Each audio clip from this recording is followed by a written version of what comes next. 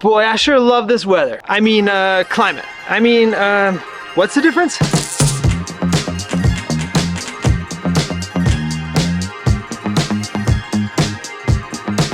Hey everybody, Dave here. Today we talk about weather and climate, why you should know the difference, and the factors that affect your home climate. Now, weather is the state of the atmosphere at a specific place and time. Sunshine. Ooh, that's quite a breeze. Rain. Dude, it's humid out. Snow day. But if you wait an hour, the weather is going to change. Temperature, humidity, precipitation, cloud cover, and air pressure. The only constant is change. But climate is different. If you have a friend moving from across the country and they want to know how to prepare, you tell them the climate, not the weather.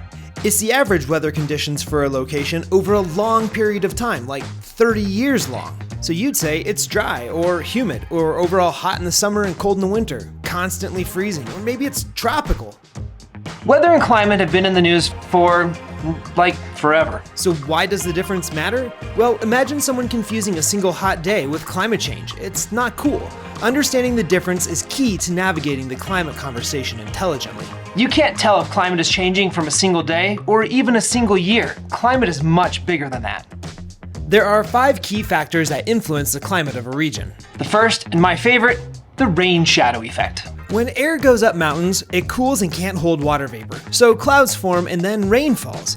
Then the air is dry on the other side and you find deserts. Just take a look at the Himalayan mountains in Asia. Can you tell which side the rain shadow desert's on? I shouldn't admit this, but I always wanted to name my first kid Rain Shadow Wookner. Second is latitude. The closer you are to the equator, the higher the sun is in the sky over the year and the stronger and more concentrated the sunlight. So you typically stay warmer year-round like in the tropics. And here's me on the summer solstice in Hawaii, grinning because the sun is directly overhead and I have no shadow. The third factor is altitude. The higher you go, the colder the air is. Think Mount Everest. This has to do with lower amounts of air or lower air pressure and the resulting lower temperature. It also explains why people look like this when skiing. Fourth is proximity to oceans, along with the direction of the wind.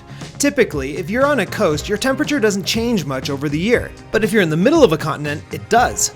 Air takes on the characteristics of its current location, so air sitting over a cool ocean is cool and full of moisture. So on the west coast of the US, where the wind is blowing in from the ocean, it keeps the temperature down in the summer and up in the winter. On the US's east coast, while you're closer to the ocean, the wind is coming from over land, so that doesn't help much. Sorry guys. But at least you're not in the middle of the US, where it's hot in the summer and cold in the winter. And now the fifth and final factor that affects climate, ocean currents. Great Britain and Ireland absolutely blow my mind. Do you realize that Northern Ireland and the southern Hudson Bay in Canada, where polar bears live, are at the same latitude? But Britain and Ireland are much warmer due to the Gulf Stream current that brings up warm water from the tropics. So you put these factors together and you have your climate. Here in Colorado, the climate is summed up like this. We're on the leeward side of the Rockies, so we're pretty dry. We're higher in elevation, so we're a little cooler. Our latitude is 40 degrees, so we're right in the middle. We're nowhere near an ocean, so we have warm summers and cool winters, and the ocean currents don't affect us like they do many other places. Take a look at where you live, see what factors affect you the most, and let me know. I hope you have a great day.